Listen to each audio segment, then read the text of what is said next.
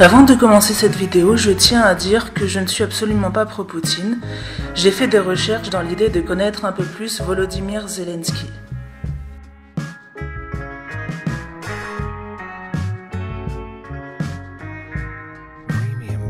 Volodymyr Alexandrovitch Zelensky est né en 1978 à Kryvyi Rih, en République socialiste soviétique d'Ukraine, une ville russophone située dans le sud du pays.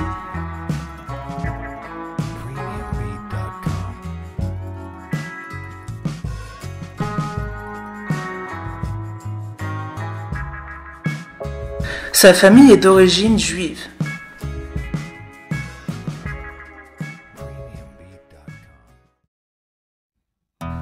Selon le The Times of Israel, ses arrière-grands-parents sont morts lorsque les nazis ont brûlé leur village.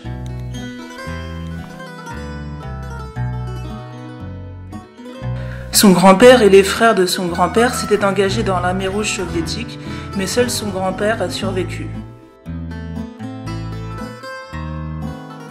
Son père, Oleksandr Zelensky, était chercheur en cybernétique et informaticien dans une université.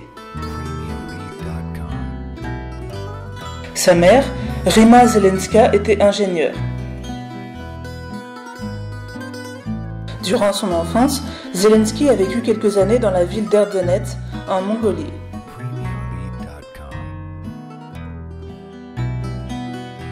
À 16 ans, il reçoit une bourse pour étudier en Israël, mais ce projet ne s'est pas fait car son père n'était pas d'accord.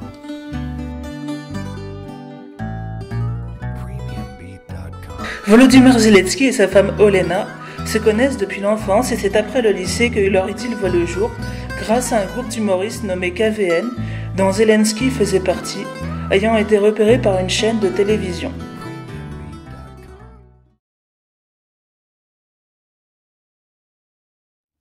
Un peu après, Olena fut recrutée pour travailler avec eux sur des émissions.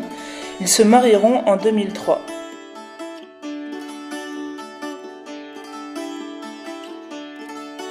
Après avoir obtenu un diplôme en droit et participé au jeu télévisé nommé lui aussi KVN, en 2003, ils fondent Studio Kvartal 95. En gros, c'est une troupe de café-théâtre ultra connue à l'époque, participant au plus grand championnat d'humour de l'ex-URSS. Une troupe qui a pour marque de fabrique de dire tout haut ce que les Ukrainiens hésitent à dire.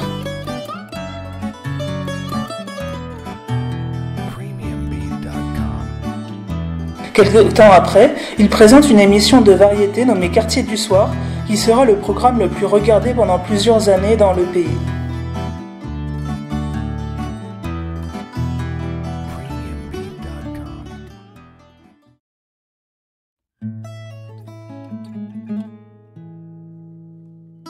Un an après les tragiques événements de Maïdan, destituant le président Yanukovych conduisant à l'élection de Petro Poroshenko, après la crise de la Crimée et l'insurrection pro-russe dans le Donbass, la série Serviteur du peuple sort.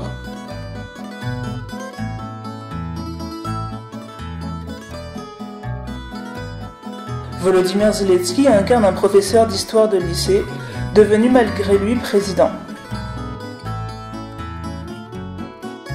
Zelensky est juif non pratiquant, se considérant même parfois laïque.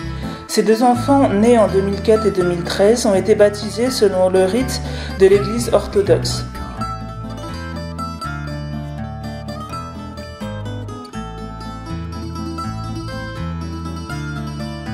La série Serviteur du peuple lui servira grandement de tremplin aux élections présidentielles de 2019, où c'est la première fois qu'il se présente.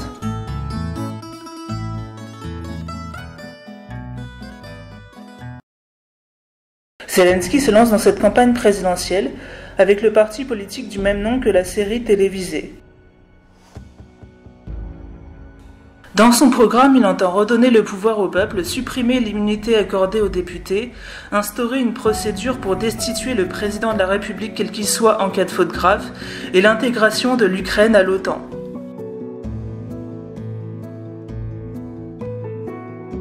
Sur Wikipédia, on lit que jusqu'à 2019, Serviteur du Peuple n'a semblé mener aucune activité à l'adresse de ses locaux et n'a embauché officiellement aucun salarié.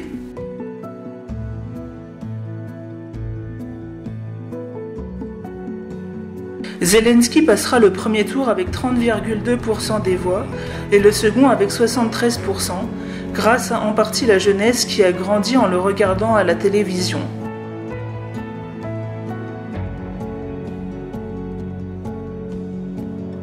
Il faut noter qu'il a parfois recours au décor de la série pour ses allocutions.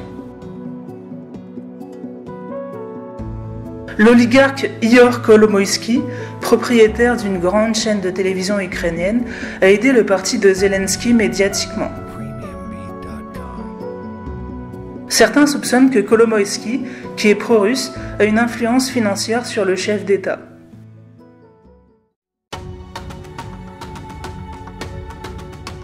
Zelensky soutient le cannabis médical, l'avortement légal gratuit et la légalisation de la prostitution.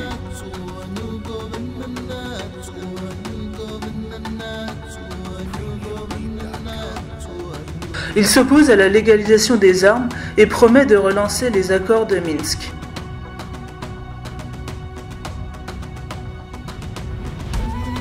En 2019, Volodymyr Zelensky annonce dissoudre la Rada, qui est le parlement ukrainien, qui lui est largement hostile, convoquant des législatives anticipées sans attendre le scrutin prévu quelque temps plus tard.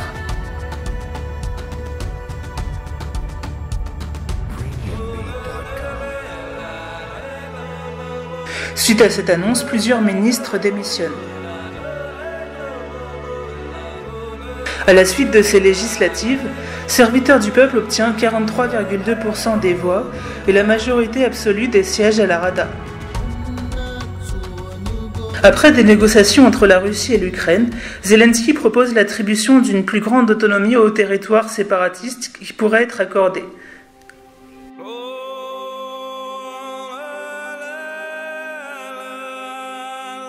Suite à cela, les Ukrainiens manifestent le 6 octobre 2019 à Kiev pour montrer leur mécontentement.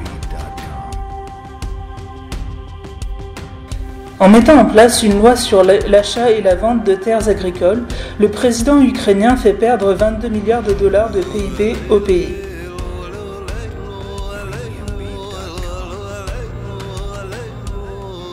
Pour revenir sur la suppression de l'immunité des députés, des experts s'inquiètent car cela risque d'ouvrir les portes à des persécutions politiques, sachant que l'ex-République soviétique est considérée comme corrompue.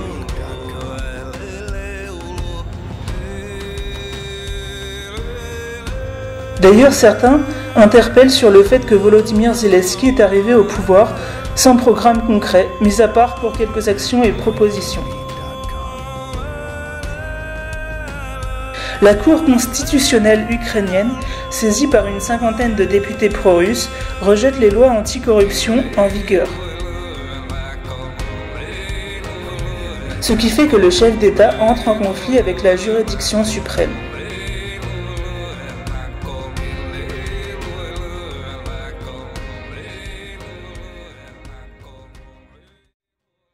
En mars 2020, pour récupérer une popularité, Zelensky change de gouvernement et nomme des ministres et des personnalités faisant partie du régime Yanukovych, réputé comme corrompu.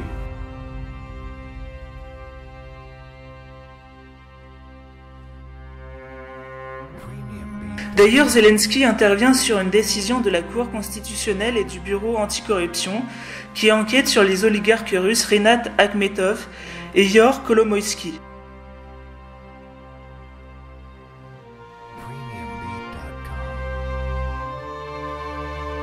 Volodymyr Zelensky, tout comme Vladimir Poutine, ont été cités dans les Pandora Papers, qui est une affaire où plusieurs dirigeants du monde ont dissimulé des avoirs dans des sociétés offshore, notamment à des fins d'évasion fiscale.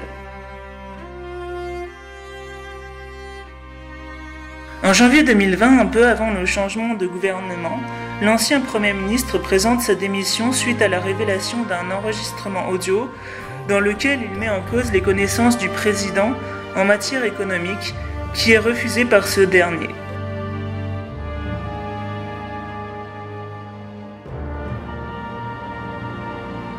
En septembre 2019, Alexandre Daniliuk, ancien Premier ministre des Finances, démissionne du Conseil national de sécurité et de défense, supposément à cause des pressions exercées par Kolomoïski sur le chef d'État pour que lui revienne la banque PrivatBank. Certains voient à nouveau un lien entre Zelensky et les pro-russes, car début 2021, il nomme Oleksandr Kuksa, chef des services secrets lors du régime Yanukovych, à la tête du département de la protection de l'État.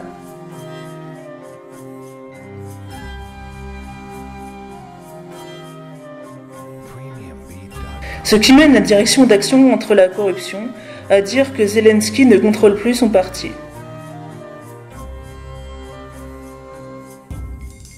Cependant, Volodymyr Zelensky, souhaitant prendre des distances avec Kolomoïski, lance une loi interdisant la restitution des banques insolvables et nationalisées à leurs anciens détenteurs. À partir de 2021, le chef d'État fait fermer 3 chaînes télévisées pro-russes.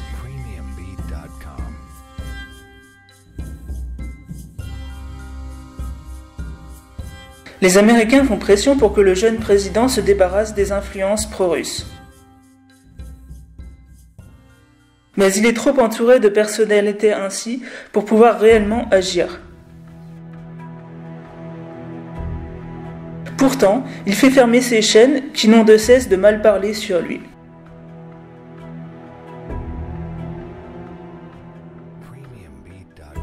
Le Haut Commissariat des Nations Unies aux droits de l'homme publie un rapport évoquant ses préoccupations sur la réduction des libertés fondamentales en Ukraine.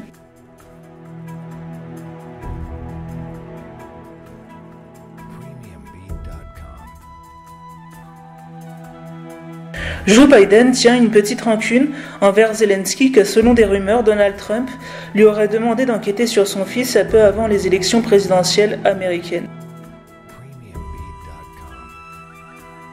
Lors de la pandémie de Covid-19, il a annoncé en novembre 2021 que chaque citoyen aurait reçu 2 doses de vaccin pourrait recevoir une rémunération de 35 €, selon leparisien.fr. Il refuse également les vaccins développés par la Russie par souci, selon lui, de ne pas dépendre de la Russie, ce qui fait sourire vu qu'il travaille avec des personnalités pro-russes.